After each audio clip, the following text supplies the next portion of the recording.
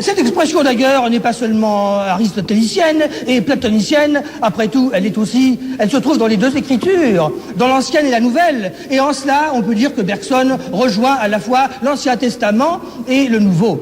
C'est dans le Deutéronome pour la première fois et ensuite dans Isaïe que l'Éternel demande à être aimé avec l'âme entière. Et ensuite, les différents apôtres, avec des expressions variées, disent que Dieu est celui qu'il faut aimer. Les uns disent de toutes ses forces, oles iskuos. Les autres disent de toute sa compréhension, ex oles suneseos. Et d'autres disent avec toute son intelligence, en ole dianoia, avec l'âme entière, avec l'intelligence entière. Bref, Dieu est celui qu'il faut aimer, non point du bout de l'âme, avec un petit morceau de cette âme, mais avec tout son pouvoir, avec tout son savoir et avec tout son vouloir. Donc, d'une manière plénière. Eh bien, ceci s'applique à une vérité qui n'est pas seulement un objet de contemplation, mais qui est une véritable nourriture, qui est un objet même de fruition et un objet de jouissance. Et on peut dire que dans l'intuition bergsonienne, il n'y a pas seulement un mode de connaissance, mais il y a aussi l'idée d'une identification véritable d'essence avec elle. Eh bien, cela implique que la vérité, comme pour Bergson, comme pour l'écriture, veut être connue et aimée d'un cœur non partagé, ou encore d'un cœur pur, c'est-à-dire simple, transparent et indivis, comme l'est un morceau de cristal dans lequel il n'y a pas de partie. Remarquez que le bergsonisme a toujours voulu être cela. C'est une philosophie pas comme les autres, qui n'est pas tout à fait comme les autres. Et Bergson, pour exiger de nous non pas une véritable initiation, mais des modes d'approche particuliers. C'est probablement à ces modes d'approche qu'il faisait allusion quand il parlait avec un geste, paraît-il, qui était célèbre et qui avait frappé, dit-on, ses auditeurs, une torsion du vouloir sur lui-même. Une véritable torsion, c'est-à-dire que cela impliquait une réforme violente, fondamentale des habitudes philosophiques, une nouvelle méthode et en somme un nouvel homme. Par conséquent, un renouvellement véritable. Il fallait donc, pour s'approcher, un cœur nouveau, un cœur entier, non pas un petit morceau de ce cœur, seulement une oreillette ou un ventricule, mais le cœur tout entier. Il fallait donc véritablement un état de pureté. Et ceci se rapporte donc à l'idée d'un acte philosophique qui en lui-même exige, en somme, que l'homme entier, jusqu'à la dernière goutte de son sang et jusqu'au dernier globule de cette goutte, si l'on peut dire, s'y consacre. Mais cela encore est un peu immanent.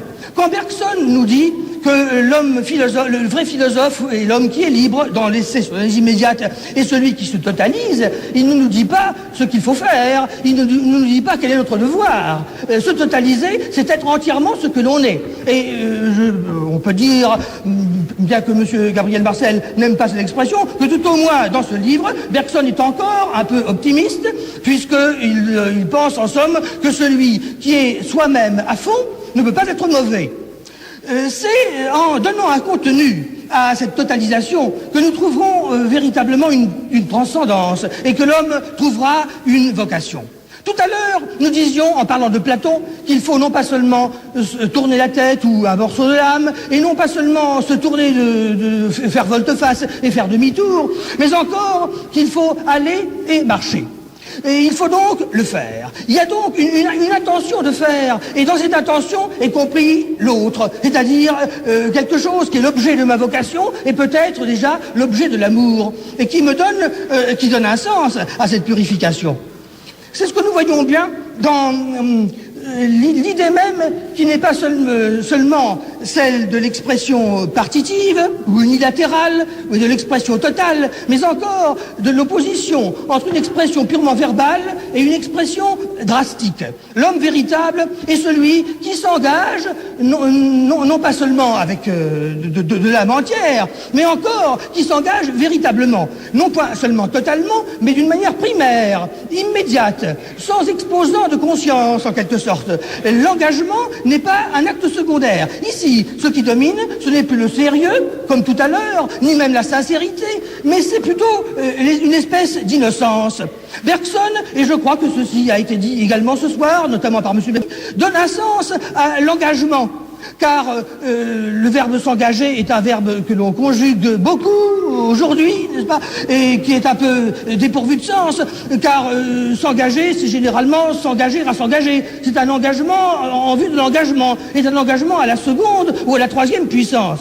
C'est dans le bergsonisme que l'engagement devient véritablement une chose primaire, dans laquelle l'homme va directement et d'une manière immédiate à l'acte pris en lui-même.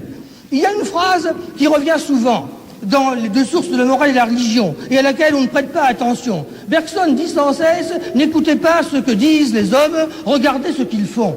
En apparence, ceci se rapporte au prix qu'il attache à l'expérience, en général, à la perception. Mais il y a encore autre chose. Dans l'idée qu'il ne faut pas écouter ce qu'ils disent, mais regarder ce qu'ils font, il y a la pensée que le langage des actes, et quelquefois ce langage des actes peut être la parole elle-même, quand par exemple il s'agit de dire courageusement non, ou de dire courageusement oui, quand ma parole elle-même est un acte, il y a dans le langage des actes quelque chose d'incomparablement éloquent, de plus convaincant par conséquent que dans celui des faits. Ceci encore est chez Aristote, curieusement. Quelque part, dans l'éthique à Nicomaque, Aristote, parlant de Eudoxe de Cnide, dit que, comme s'il prévoyait quelques aspects de la polissonnerie moderne, dit qu'il vaut mieux être un hédoniste austère que d'être un rigoriste polisson. Enfin, il dit quelque chose comme ça, pas tout à fait ça. Car ce qui compte, ce sont les actes et non point les paroles. Donc, c'est le faire ou ne pas faire qui ici importe. Faire comme on dit, ou même faire sans dire. Tel serait le mot de la sagesse bergsonienne.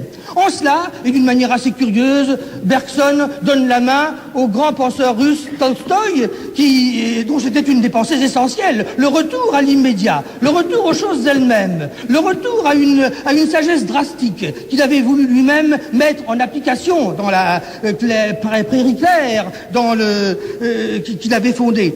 Et l'idée d'une sainteté dans laquelle le saint agissait par sa présence elle-même, et surtout l'idée que ce qui importe, ce n'est point de dire, mais que c'est de faire qui importe. Mais ceci, le bergsonisme, nous aide encore mieux à le comprendre. Il y a des choses, et ce sont les plus importantes de toutes, les plus précieuses de la vie. Il y a des choses qui ne sont pas faites pour qu'on en parle, mais qui sont faites pour qu'on les fasse.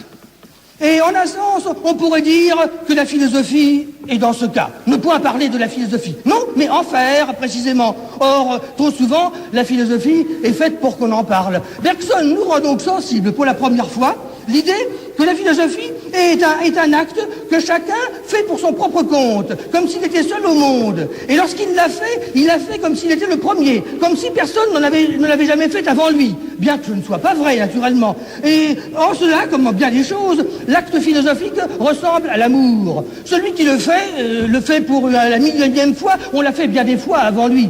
Et pourtant, celui qui l'éprouve comme une chose toute nouvelle, printanière. Pour lui, refaire, c'est faire. Pour lui, recommencer, c'est commencer. C'est un véritable commencement.